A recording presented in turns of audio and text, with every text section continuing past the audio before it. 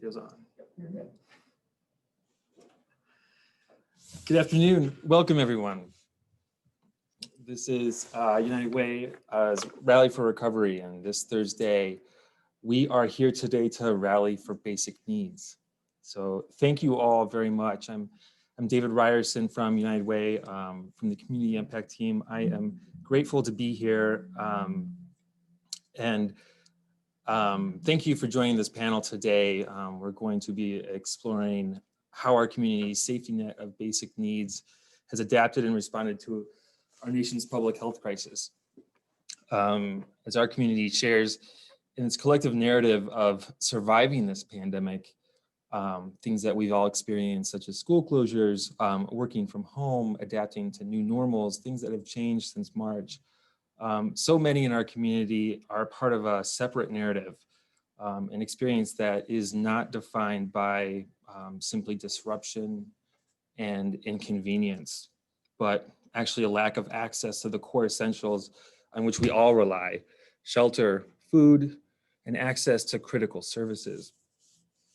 So prior to the pandemic, while so many in our community already struggled with basic needs, new barriers have seemingly appeared overnight that have flooded our community's food pantry network, the homeless shelter system, basic access to things like transportation, employment, job loss, school closures, sending many further downstream into a state of uncertainty and instability. However, our community's providers of basic needs, many of which did not have the option to work from home, risked their own health as well as the health of their families to show up every day, to keep the doors open for the food pantries and the shelters. Many service providers in our community have mobilized their efforts, talent, and resources to quickly adapt, so our community's most vulnerable population are still able to access basic needs in this most critical time. So that being said, what I want to do is introduce our panel, but also give you a little bit of background about how this conversation is going to take place, because I have a strong dedication and admiration for our colleagues, the frontline workers that have had their own COVID-19 experience working to provide these basic needs. They have adapted their work professionally, their personal lives, to maintain the service. They have dedicated their careers to helping these populations that are most vulnerable, and there couldn't have been a more critical, important time for us to call upon them to help us navigate this path of recovery. So with us today, I want to applaud the efforts, and I want to learn more about what it really takes to be a frontline worker that has navigated these tricky waters, and I want to basically everyone to get to know the people that are still out there, have been the whole time, and will remain committed and dedicated to providing services so people can access shelter, food, and critical services. Sarah Douglas from Starhouse, Joshua Sushami from Legal Aid Society are here with me today. I'm proud to be on a panel along both of you, and I would like to go ahead and get started, Joshua, and ask you a few questions and kind of take a deeper dive into what your world looks like at Legal Aid and how this experience has been, and I will hand it over to you. All right, thanks, Dave. I'm Joshua Tsushima with Legal Aid Society of Columbus. I'm a staff attorney, and I run the Tenant Advocacy project at the Franklin County Municipal Court. It's eviction court every day, starts at 9 o'clock in the morning. It's a catacall system. Right now we have probably close to anywhere from 50 to 100 cases a day. So we've got 50 to 100 households being called to come to court every day to face an eviction trial. For a lot of people right now who have had a sudden loss of income, this is their first time facing eviction. So they're not really familiar with this process. They're not familiar with the resources that are available and the assistance that they could get. So what we've been trying to do is centralize those efforts at court. We have a good partnership with Impact, Jobs and Family Services, the Self-Help Center of the municipal court, and we also have several social workers running around that are more familiar with the other resources that are available out there, and they try to talk to the tenants directly to identify what their needs are and try to pair them up with various assistance. My team specifically focuses on the legal issues, so we provide limited advice or representation to the tenants who are facing eviction. So if a tenant comes our way, we'll try to see if there are any legal defenses that can be raised and try to use that to try to settle a more favorable agreement for the tenant. So ideally, if they want to stay at the property, we get them the time they actually need to stay there, or just help them get caught up on their rent so that they don't have to go through an eviction trial and have to look for housing suddenly. Evictions are very quick in Franklin County. So a tenant usually receives a notice of their trial a week before the trial, which isn't a lot of time to actually prepare, especially if you're working, taking care of kids. It's hard to actually get assistance from an attorney to assess your case within that week and be able to schedule them to go to trial with you. The whole reason we have the clinic set up is because of that dilemma. Tenants just have a really hard time getting legal counsel if they can even afford it in the first place. And then especially for the tenants who cannot afford legal counsel, we're there to try to support them on the spot to give them that sort of last Hail Mary to keep them housed and help them maintain housing. What has been the hardest part since COVID-19? It sounds like there's an influx of people seeking assistance that are heading to eviction court that may be new to this degree of instability, and they may not know exactly where to turn or how to access services.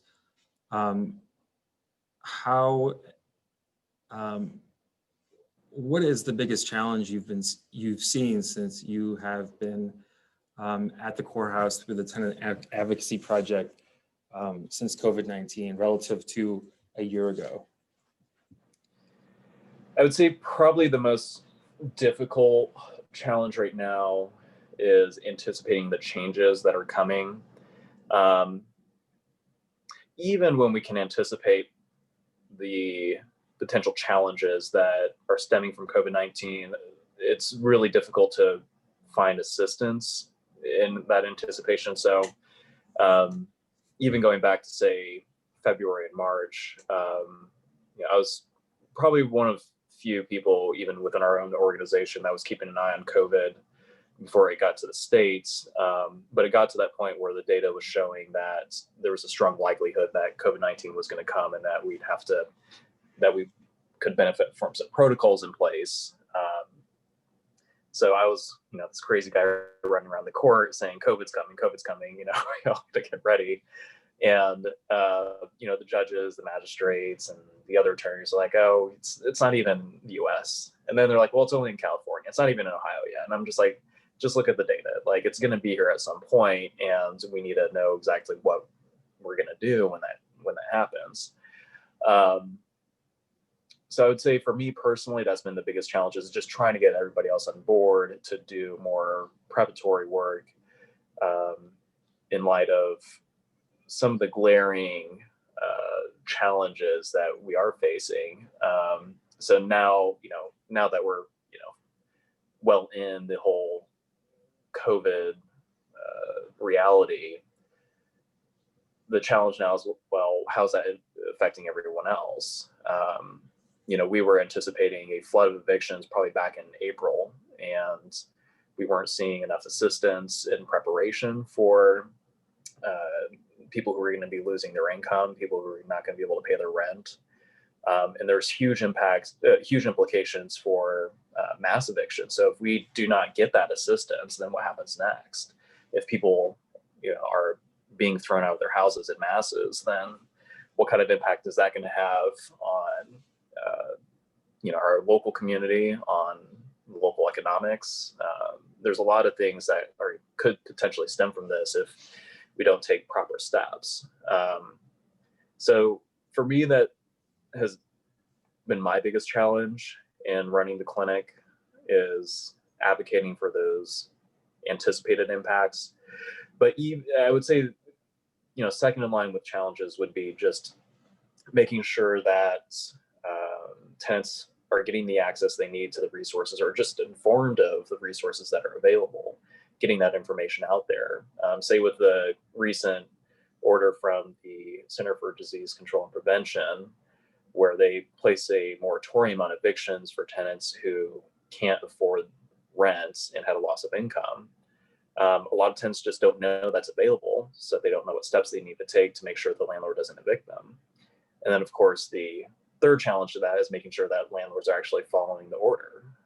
It pops up. So I think one huge benefit that we have in Franklin County is that we've received a lot of support from the city, from United Way itself, from other organizations to keep these attorneys at court so that we can make sure that these rights are enforced. Because even though we can't assist every tenant, tenants that we are able to help, we see tremendous difference in the outcomes versus the tenants who decide to go without an attorney. We see landlords and their attorneys just completely, blatantly ignore these CDC moratoriums. I mean, we've seen cases where the landlords or their attorneys will just, they'll receive this notice that's required under the CDC order, and they'll just refuse the order. They'll refuse it completely and just say, no, that doesn't apply to you. You need to move out regardless, and it's completely incorrect. So we do our best to keep an eye on that type of conduct at court. So yeah, it's a daily challenge, and then that's what it is right now. I don't know what it's gonna be like tomorrow. It could be different next week, and then things will certainly drastically change if there is a vaccine that comes out within the next couple months or next year. I mean, everything is, you're trying to, my job is really to take a step back and just look at everything from a bird's eye to figure out what is going on. But the problem is you got to keep track of so many different things and so many different parts, and one little change out one corner could affect the way everything else operates. So. Thanks for sharing that. And when you are unable to provide the assistance, or if somebody is not eligible or there isn't a resolution, what are you finding people are doing when they are being evicted, when they have no other choices? What are you seeing since March that if you have that sense or have a concept of where people are turning and what they're doing as a last resort? A lot of people are doubling up with family members or friends, which can be challenging in itself, especially if they're renters, because a lot of landlords have these unauthorized occupant policies that they try to enforce. So if you have a stranger wander in that hasn't gone through the normal application process, that could be grounds for eviction. So that's one challenge. A lot of people will turn to the shelters. It's the same trends that we tend to see even without the pandemic. People just double them up, looking to stay in shelters, staying in their cars. Even close to my own house, there's a lady who's just been staying in her car every night in a church parking lot. It seems like the community is just leaving her alone because they understand these are really tough times. So it sounds like you and your fellow housing advocacy advocates at Legal Aid had been paying attention to the signs that this was coming. How long, let me go back and ask, how long have you been with the organization Legal Aid Society of Columbus? I officially started back in December of 2016. I'd actually started as a volunteer for a year and a half before that. I just really got hooked into the whole housing litigation program they had there. Uh, so yeah, I've been doing this type of work for probably about 5 years now. And what led you down this path? Obviously, you went, pursued education and professional opportunities in housing and law, but how did you end up where you are now? That's a real long story. um, I think the simple version is I've always had an interest in housing and urban development. So I kind of, in a lot of ways, I wandered into the career. I had never really considered what it would be like to be a housing attorney when I was going to law school, but I got some glimpses from some of the internships I did, and then it just sort of built up from there. I think back then I didn't realize how specialized the practice was, and I didn't realize that there was pretty much a whole profession committed to just litigating those issues. So I think fortunately for me, when I started as a volunteer, they just picked me up, said, "Hey, you want to work on these types of cases?" And I started dabbling a little bit, and then started taking on more and more cases, and then getting a few ideas that led to us developing the clinic that we run now, TAP. Actually, honestly, it started off kind of as a joke with me and my old boss. We were just having coffee or something, and at the time, we didn't have a on-site presence at the court.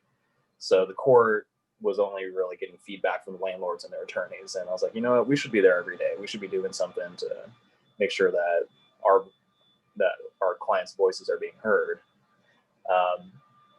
Back then I was a private attorney, so my joke was, all right, well, we'll just, set up a food truck and then give out like snacks and coffee and $5 legal advice so that tenants can go to court and have at least something to say right away. And we ended up trying to write a grant based off that idea. And then, of course, got more cooperation with the court. And they said that you guys can just come to the court, set up a table, and offer your services there. So that No food truck. No food truck was necessary. Okay. What is the most rewarding thing about the work that you're doing every day?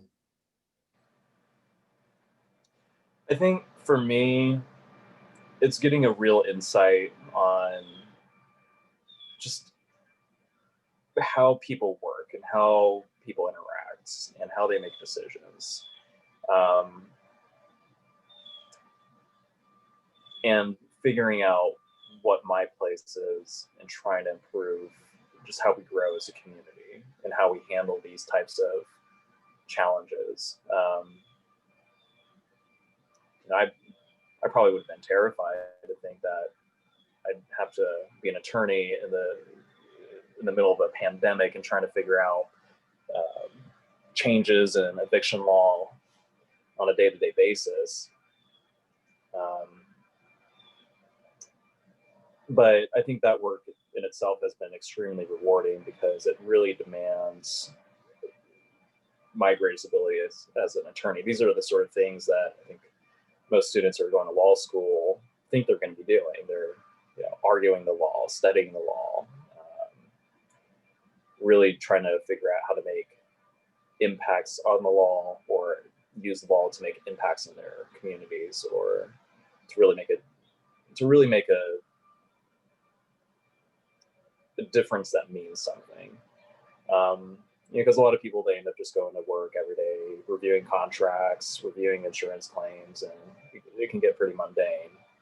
I think fortunately with legal aid, we have a lot of flexibility in the types of issues that we can pursue. So it's not limited to just these sort of routine day-to-day activities, but we're able to take a step back and say, these are the types of issues that we think are important. These are the issues that we're going to advocate for. So yeah, I think those two things, just the insight that this profession provides and the opportunity to do something with that insight, those are the two biggest benefits. Well, speaking of insight, do you have any on what the future holds for evictions and housing in the next year? If nothing is, if we don't have a holistic plan in place to help tenants get caught up with rent and also to slow down evictions after December, um, my worry is that we're going to see a very devastating impact on, like nationwide, not just Columbus, but we have a CDC moratorium right now, but one of the problems is there isn't, um, not all communities have rental assistance available. I think fortunately with Franklin County, we have fairly good support for the tenants to get caught up on their rent, but that may run out. And when it does run out, tenants are not going to be able to catch up on their rent. And then when the moratorium ends, they're in the same position of the threat of being evicted. And what's going to happen is during the moratorium, and this is the same thing that happened with the moratorium that came from the CARES Act earlier this year, the evictions will start stacking up. Landlords can't file anything until that expiration date of the moratorium. But once that expiration date is up, we're expecting to see mass filings again. And that's what had happened when the CARES Act expired. We were fortunate to have the CDC order to kick the can down the road a little bit, but there was a small gap between the CARES Act and the CDC order where we were seeing, landlords saying that they had thousands of cases waiting to file, and some of them were pushing forward with those cases. We're actually, I'd have to look into this a little bit, but I'm pretty sure that we're still dealing with many of the cases that were filed immediately after the expiration of the CARES Act moratorium. So we're still seeing 100 cases a day, and the moratorium is only so effective. But I worry about for the cases that are on hold right now from the current moratorium and what happens when the moratorium expires and the flood happens again. We have a couple questions. So legal aid is in Franklin County. Dwayne is asking if this is the same statewide. So we have many legal aid organizations, or some counties or areas have maybe not a legal aid specific organization, but an organization that provides the same or similar services. Legal aid is sort of a branch organization under the Legal Services Corporation on the national level. So like say on Dayton, they have ABLE, but they do the same thing. They provide free legal services they provide it for tenants as well. But generally speaking, low-income clients. Most places, wherever you are in Ohio, you should be able to Google free attorneys for the city or county that you're in. You should be able to find something. That's helpful. And as a follow-up question, Dwayne's asking, if you find that some landlords attempting to evict tenants, they just want to get rid of or break leases with lower rent, or have others that they would prefer to live in that residence. Have I seen that? Is that the question? Yeah. Okay. It's hard to prove, but there are many situations where we do believe that is what's occurring. One of the biggest problems with the way Ohio law is right now is that it does allow for conduct where the landlords can terminate the tenancy with the motivation of increasing rent or finding new tenants or whatever it may be.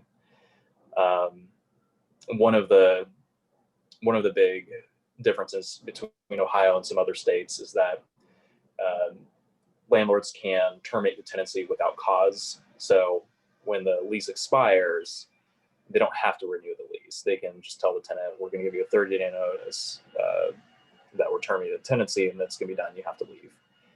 And, it may have stemmed from the tenant complaining about the conditions of the property, or complaining about the late fees being too high, or complaining about whatever.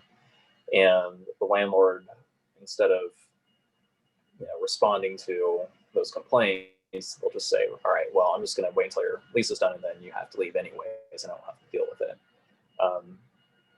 but it's extremely difficult to prove that intent.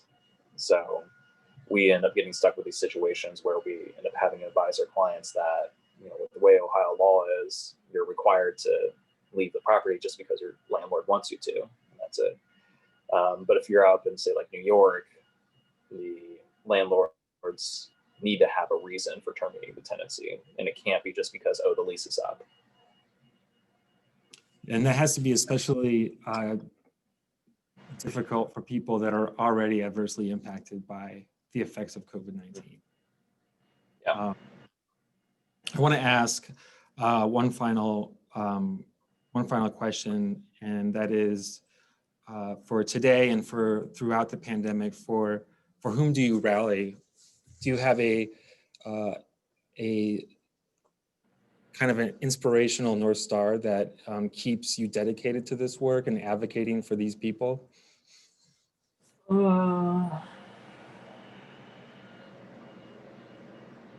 That's a good question. I haven't really thought of that.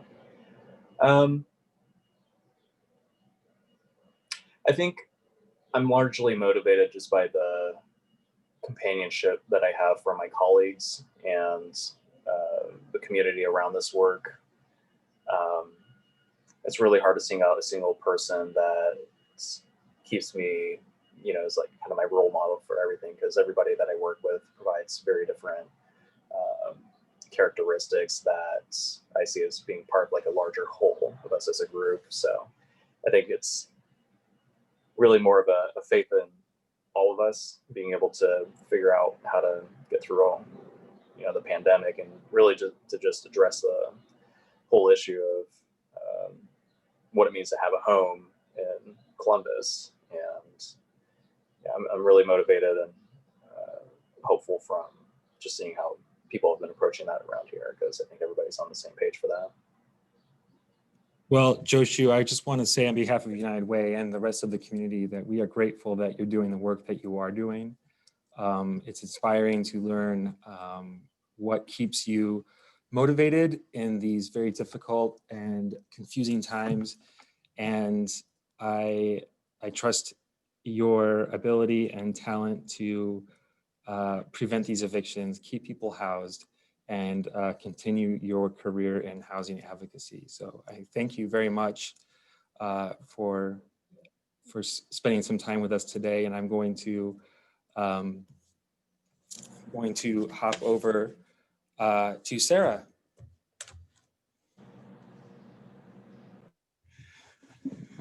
Once Sarah unmutes, I think I look forward to learning a little bit about Starhouse and the advocacy that Sarah has dedicated her career towards the vulnerable youth of our community. How are you, Sarah? I'm doing well. Can you hear me now? I can. Awesome. Thank you so much for having me here today. And Joshu, thank you so much for the work that you do. It's just like, I know that you could have jumped on so many different soapboxes in your presentation, but you're doing incredible work. We really appreciate what you do at Starhouse. But just to give a brief overview of Starhouse, since a lot of people, even though we've been around for over 10 years now, still people are kind of haven't heard of us or don't really know what we do or may mix up what we do. Starhouse is a drop-in center for youth experiencing homelessness. We serve ages 14 to 24. And our goal as a drop-in center is to help people meet, first and foremost, their basic needs, but then get people connected to the community resources for which they're eligible that will give them a chance to thrive. So we first do that by meeting people's basic needs. We have an open kitchen with food that we order that people can prepare their own meals. We have free laundry services. We have a computer lab that people can use to work on resume cover letters, or they're applying for jobs or just surfing the web. We have rest area, main area with recliners so people can just kind of kick back and relax a little bit. We have, not really so much now with COVID, a gym where people could play basketball and kind of exert that energy. We have a quiet room with a library inside so people can just listen to music on their headphones or read a book. So we meet people where they are first and foremost. We are a firm believer in a low barrier approach where, in an individualized approach, because we understand that, working with people who are experiencing homelessness, who are living in poverty, who are struggling with hunger, it's not a one kind of person you serve. This is a very diverse community. Anybody can experience homelessness. So it's very important that we don't try and put people through just, a pipeline of services, but actually take an individualized approach that says, who are you? Where do you want to go? And how do we at Starhouse help you get there? Because youth are already used to adults telling them what they need and how to do it, that when you help youth set their own goals, they're much more keen to achieving those goals and excited to. So that's the first half of what we do.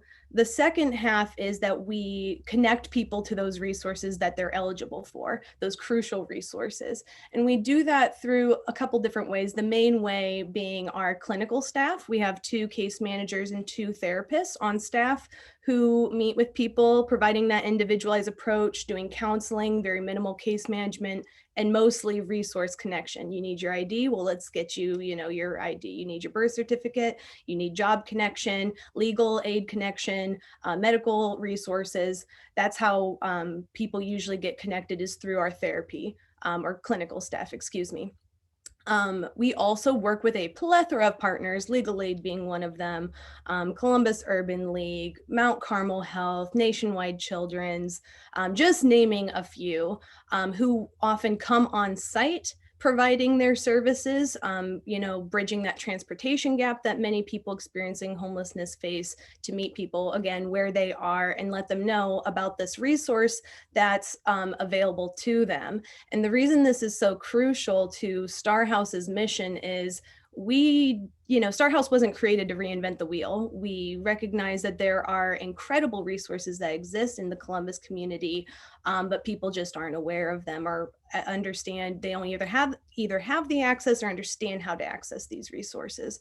So instead of anchoring people to Starhouse, where this is where I get my medical, my legal, my basic needs all met, we're a one-stop shop or a hub to connect people so that when they turn age 25, they're not left without a paddle saying, oh, well, I got all my needs met at Starhouse. Where am I to go now? So we can tell people, oh, and Nationwide Children's is located over here, and you can continue to access their services there, or Columbus Urban League, or Legal Aid Society, so that people are well educated and understand how they can continue to access those resources, even if they may not be able to come back to Starhouse. Thank you for sharing that. And how long have you been with Starhouse? This March will be 5 years. 5 years. Yeah, 5 years. I started at Starhouse originally as their volunteer services director, and then about a year and a half ago went part-time as a youth advocate. So as a youth advocate, how you've been involved with Starhouse for 5 years, and a lot of your time in this capacity as a youth advocate you've experienced unprecedented need, and is through your volunteer experience with the organization, as well as your more recent youth advocacy, what have you been seeing since March relative to the kind of request for needs, like what the needs are, volume of people, of youth that are seeking assistance, and how has Starhouse adapted and pivoted to show up and meet those needs? Absolutely. COVID has definitely caused a little bit of a tuffle inside Starhouse with that, just trying to make sure that we can meet people's needs. I'd say that we've actually seen our numbers go down. However, there's a couple of reasons for that. One, people aren't allowed to get evicted right now. So people who did get housed, they're kind of have been able to stay there, but not to say that the eviction may not be coming. We also have had an adjustment of hours, which has proven to be a bit challenging. We used to be 24/7, and currently we are open from 10:30 p.m. to 2 p.m., which is the time where people are most at high risk in the community. You know, we serve youth experiencing homelessness, who are the most vulnerable population for being trafficked, whether that's drag trafficking or human trafficking. So we'd say in the evenings, people are most vulnerable during those times. So that's why it was important for us to stay open during those times. But we have to close during the day because we have to sanitize, right? We've got an open kitchen, we've got a gym area, we've got laundry, a lot of touch points. And we're serving a vulnerable population who's traveling all different places. So it's important that we keep a sanitized area. So that's why we've had to close during the day. You know, we're serving, I've always said that homelessness is the byproduct of a broken system. Homelessness, number one cause of homelessness is lack of affordable housing. Number two is poverty. So, you know, with that, I would say that now more than ever, our services are needed for the most vulnerable of the very vulnerable population that we serve. We are a safe space where people can go to just be who they are. And that is something that I think people who have a home often take for granted, is this safe space where you can just be yourself. So we do still see people who are at Starhouse majority of the time that we are open because they don't have anywhere else to go. During COVID, we were actually pretty proactive. Before the shutdown even happened, we started taking temperatures of everybody before they came in. If anyone tested above a certain temperature, they were told that they had to wait at least 12 hours before they were able to access again, and encouraged to get testing, which a lot of our folks have been able to get tested. And if anyone ever has tested positive, they've done their due diligence to reach back out to us and let us know. So the role of Starhouse, I mean, we're even though we've cut our hours, it's more important that we're here now more than ever, because people don't have anywhere else to go. A lot of places are opening up now, but weren't open, you know, for about 3 months. So it's very important that we continue to build trust with this population, because it's all about trust, in my opinion.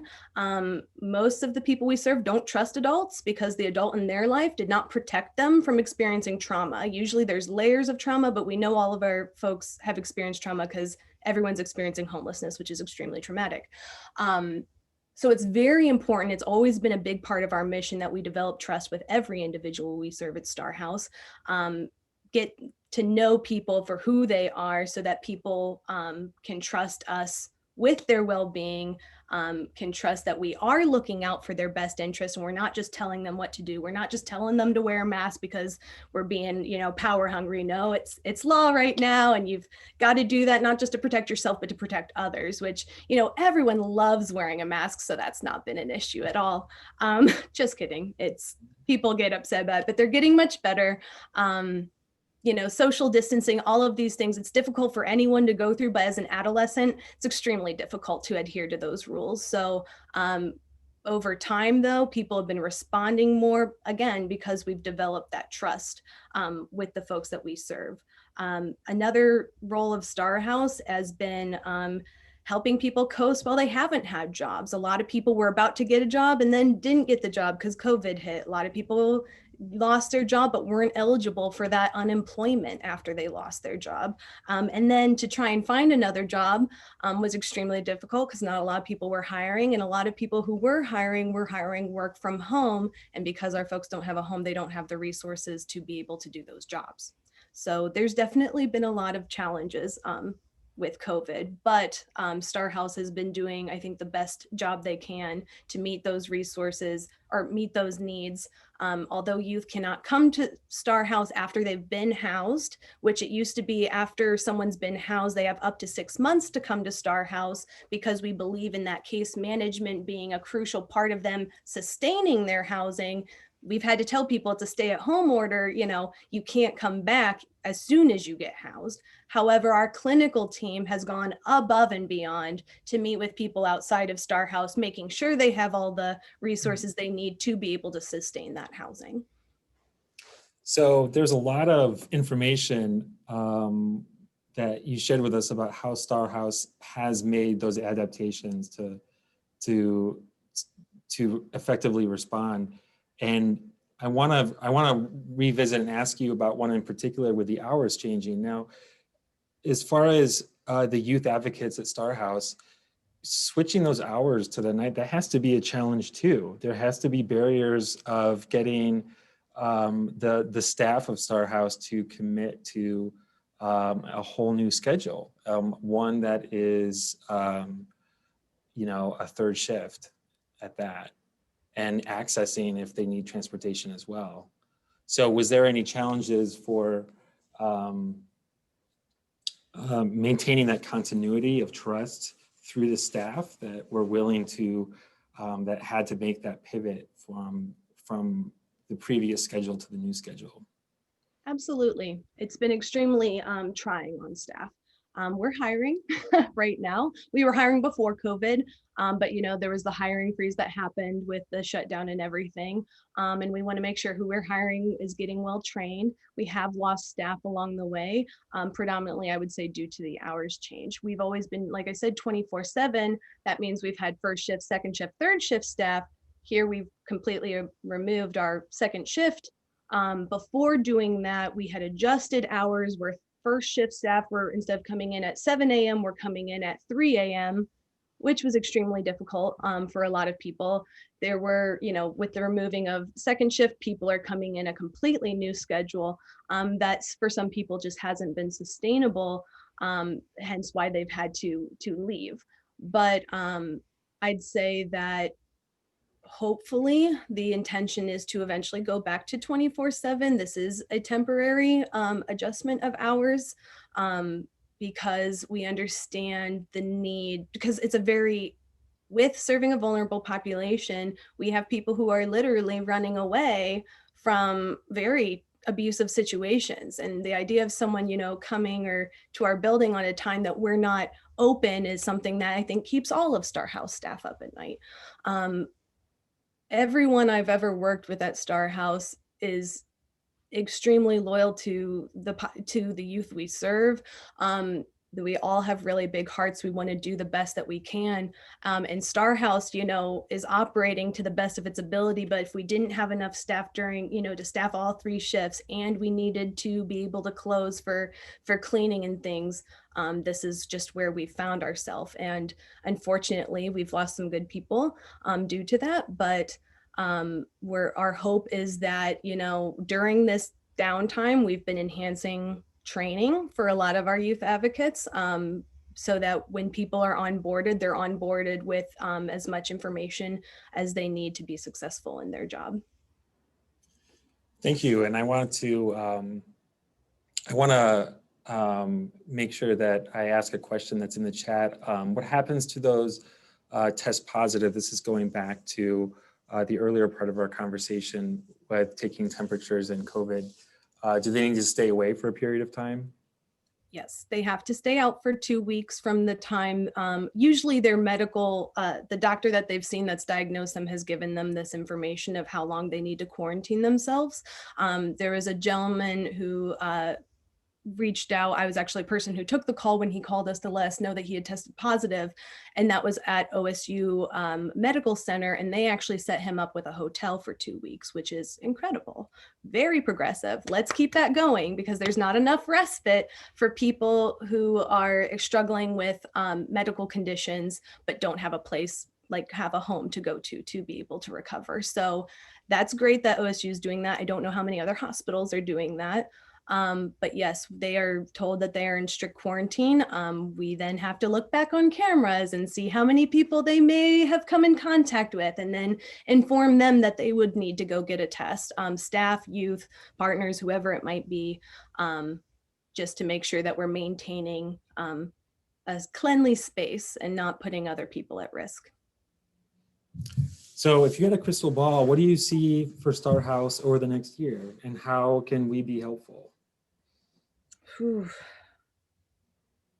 If I had a crystal ball, I'm hoping that if this is still going on, that on a federal level, state level, local level, we start getting more guidance and understanding as to how to best react to COVID. I think whether that's in the social service agency or area or teachers or anybody, no one's really been told how to react to this in a healthy way. That's why you see alcohol, sales going up and all these other, kind of unhealthy behaviors kind of increasing. Is we all got hit with this huge crisis and weren't told how to deal with it in a healthy way. People who have homes, who have, healthy resources, family, friends, a great support system are struggling right now. So I would like to see more support coming on all those different levels, but as a community too. I'm a hugger. Anyone who knows me knows that about me. This has been a trying time for me because I just want to bring it in, and it's a hard time. We're all really struggling. I just want to see that mentality, maybe not physical hugs, but like really kind of joining together, loving your neighbor, calling your neighbor, knocking on your neighbor's door, making sure people are doing okay. I know right now things are very divided. And although I don't know how long COVID's going to be around, I really, truly hope that it won't continue to drive a wedge between people and their neighbors and even their family right now. I want to see people start coming together, having the tough conversations that everyone's avoiding right now, trying not to get too political with this, but you get what I'm saying. Just wanting to see people really come together. And we have a lot of our supporters, our community members, donors, volunteers have been still emailing us, calling us on a regular basis saying, can we come back yet? Because we've terminated all of our volunteer programs and we've only been able to accept brand new donations, which has been another huge challenge that I failed to mention, which is definitely worth mentioning. We need donations, we need clothing donations, but we have people who are raring to go that want to give back that are just kind of put on pause right now during this whole COVID debacle. So want to see that those people's fires stay lit and then see other people start to come together over our similarities, understanding that we're all struggling right now, but that love is the answer and can make it all better. We are going to focus intensely on getting more Sarah Douglases in our community. Thank you for this dedication, all the work that you are on behalf of our homeless youth, and sharing your story and your inspiration. Thank you, Sarah, very much. I'm going to welcome Melinda to the conversation. And hi, Melinda, how are you? I am terrible that I was on another call and the day has been crazy, so I profusely apologize. And when I looked out my phone, I saw the 937, and I'm from the Springfield area, and I thought that was my son with my other cell phone calling me, telling me to get him to come home and take him to football practice. So I ignored it. Oh, I apologize. We're glad to see you. We're always glad to see you, Melinda. And I'm wondering if you would be willing to just take a few minutes to provide us with some information on how the Urban League has adapted over the past several months in the pandemic, and what the role is of the Urban League to this new to the new world we're living in. Thank you so much, Dave. I'm so sorry, but yeah, the Urban League has been working. Well, one thing is that we've worked nonstop. I mean, President Hightower and I have not.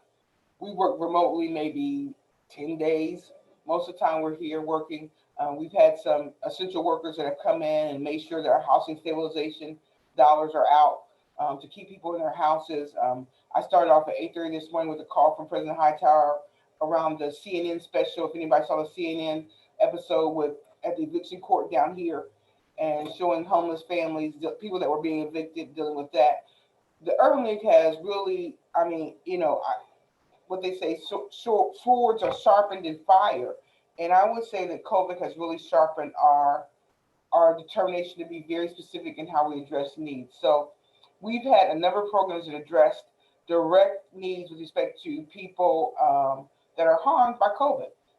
The Housing Stabilization Fund, we had private funding, and we had some city dollars and county dollars on the Resiliency Fund initially to put money on the street to make sure people kept in their homes. We triaged that with the eviction list to get people off the pending eviction list while the court was out of session, and we got those as many people off. We issued over $97,000 in checks directly to people for housing stabilization. We also had some private funding along with the resiliency funding for utilities, some from AEP, Battelle, and nationwide. We were able to keep the utilities on for over 200 families, or keep their bills from falling too far behind in those areas. So we've been very deliberate. Our educational programs, this summer we still kept up. We served over 200 children in our youth programs, from a Ready to Earn program, which kids earn stipends, and we had a regular, most of it virtual, not all of it.